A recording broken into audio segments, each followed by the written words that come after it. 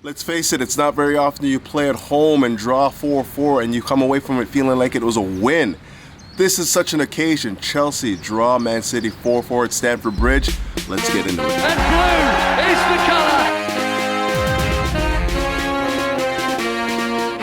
Essien! Drogba! Lampard! That could be the championship!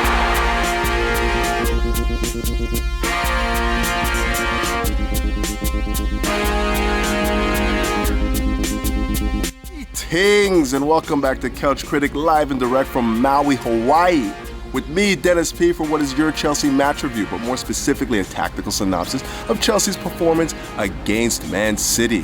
But before we get into all that, you know what to do. Hit the like button, hit the subscribe button, hit the bell notification button to keep up with the latest and the newest. It helps me and it helps my sponsors who go by the name of Major League Shocks. And fellas, if you ever want to walk in the footsteps of greatness, you know what to do. Hit them up. The link will be in the description.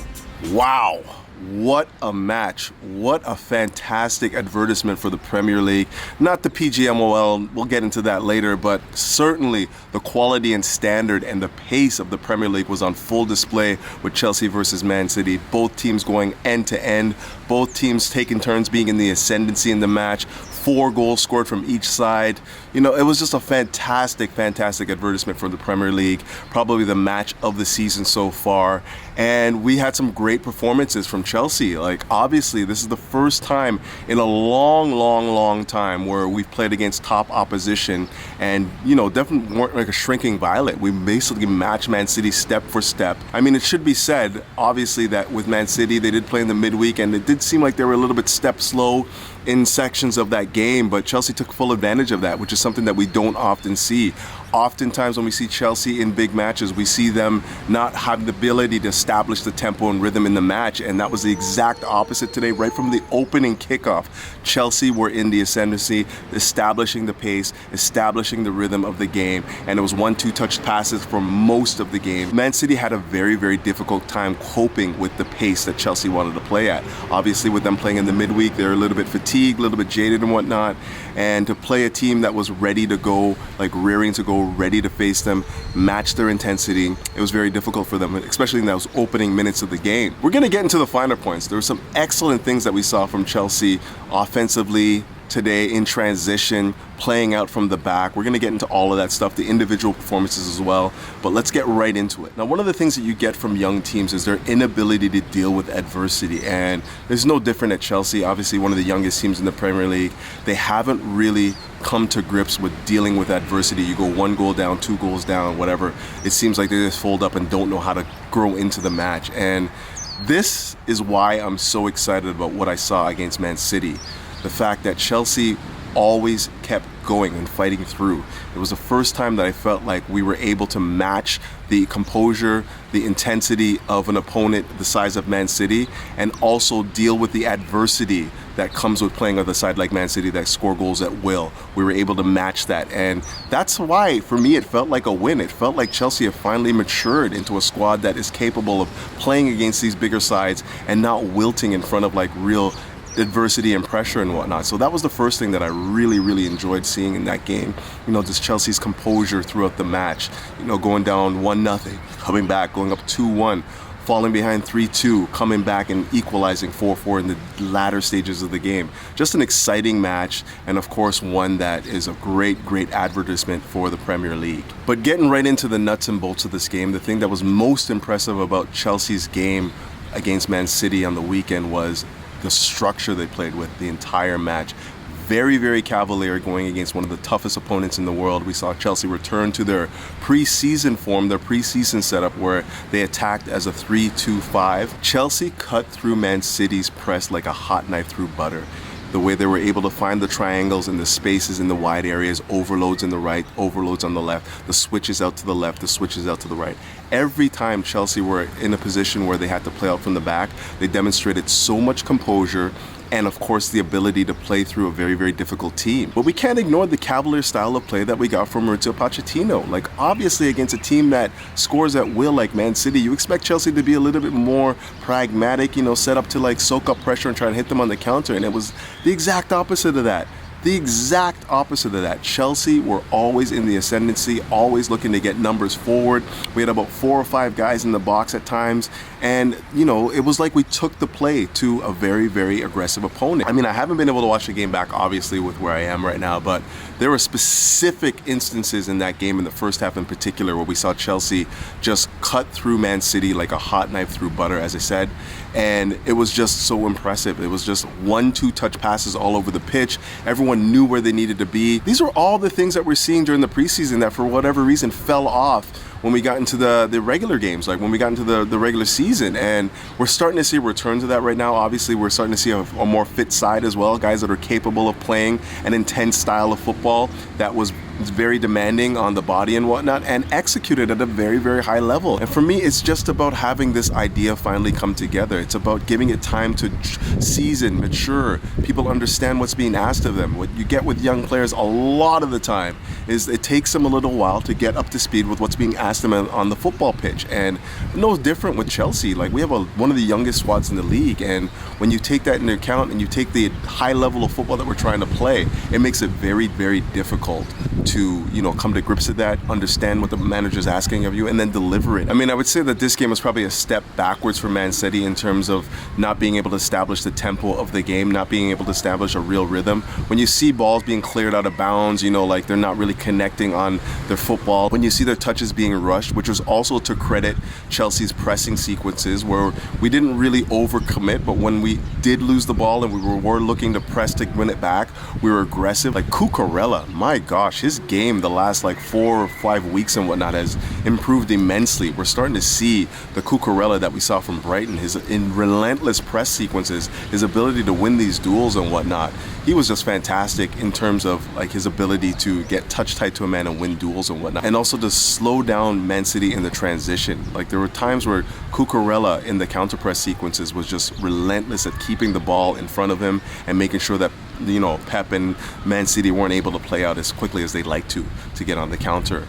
But for the most part, when you see Man City, giving away the ball in terrible areas, clearing it out of bounds, not finding the range of passes to the outlets, to the wings and the flanks and whatnot, you know that they're not having a fantastic game. And that comes down to the fact that Chelsea were very, very good in their press sequences, very, very good at closing spaces when they lost the ball, and just gave them no time. Now, I do want to quickly touch on some of the performances I really feel weren't quite up to speed, weren't quite at the standard that we've established for large chunks of this match. I mean, and it was in the midfield, which was so surprising to me, because that's truly where Chelsea's strengths lie. And you would expect the likes of Enzo Fernandez, Moises Caicedo to be the shining lights, the guys that are carrying us through these types of matches where it's very, very difficult to control the middle areas of the pitch, where it's very, very difficult. You're having to play at a tempo that's very, very quickly to break on an opponent and get in areas where you can score goals. And oddly enough, it was Moises Caicedo and Enzo who were the two individuals that let me down the most. I mean, I think Enzo Fernandez started the match like a house on fire, but was unable to maintain the intensity throughout the match. The first 15 to 20 minutes, he was winning tackles, he was spraying the passes around, 1-2 touch passes. And you can see that he was very much in control of this game and helping Chelsea get into transition, get into positions where they can attack Man City and be effective in breaking with numbers. But as the match wore on, we started losing that intensity. We started losing his pinpoint accuracy with passes, and he was giving away the ball in very, very dangerous areas. And a couple of them led to not really A1 goal scoring opportunities, but certainly a deflation in terms of Chelsea's ascendancy in the match, and not really having the verve and rhythm to pick it up again. It took Chelsea a little bit of time to come back into the game after we've had a series of terrible turnovers and whatnot. So for me, I still need to see more from Enzo Fernandez in a Chelsea shirt. We know his quality, we know what he can do. We just need to see it on a more consistent basis right now. When you're in an intense match against an opponent like Man City and you have an Enzo Fernandez in the midfield, you expect him to be one of the shining lights. You expect him to be the guy that's getting you on the front foot, establishing the rhythm and tempo of what you want to play at. And as he did do that in the first half for large chunks of the game, it just waned and faded as the game wore on. And we can't have that. We have to have Enzo Fernandez at that optimal pitch, that optimal speed, that optimal tempo for 80, 90 minutes of the match. It's not good enough to just have him play at, a high intensity football for 35 minutes when the game is for 90. So we need more from Enzo in that regard. And in the case of Moises Caicedo, he just had a muted performance. I didn't really notice him except for when he was making errors. Overly aggressive on trying to tackle and win the ball. Overly aggressive when he was trying to anticipate where the next move was going to go, and often found himself out of position. Obviously, with Chelsea playing a little bit more, aggressively and cavalierly, forcing guys forward, thrusting guys forward into the final third, it meant that we needed to have at least a back three that were sound and capable of, snuffing out any counter-pressing or counter-attacking situations. And for large stretches of that game, I thought Moises Caicedo just made too many errors that left Chelsea exposed in the middle areas of the pitch. And for the second week in a row, also against Spurs, we saw Chelsea just get carved across the middle of the pitch. And you do not expect to have that happen when you have the likes of Moises Caicedo patrolling in there. You have the likes of Conor Gallagher, who's also very good at, getting on the ball and intercepting. And, obviously Enzo's not great at anticipating where the next pass is going to be, but we have three capable midfielders in the middle of the pitch, and for the second game in a row, we're seeing us getting carved right over the middle. There was absolutely no control in the midfield area for very, very large spells of that game. And that to me came down to Moises Caicedo not really asserting himself in the moments of the game where you wanted to see him win tackles, where you wanted to see him, be in the spots to snuff out an attacking move. Chelsea were successful at winning the midfield battle today, but it had less to do with, the play of Enzo Fernandez, the play of Moises Caicedo, and more to do with just the numerical advantage that we carried in those midfield areas. Obviously, Cole Palmer was dropping back very deep to help us build our attacks. We saw Raheem Sterling, man of the match as far as I'm concerned, drop deep and help us build attacking moves and whatnot. So we just basically had that numerical advantage in the middle of the pitch that allowed us to play through Man City when we're coming out and, out of our press sequences and coming out of, playing out from the back. But overall, I didn't think that Chelsea had much control of that midfield outside of just the numerical advantage.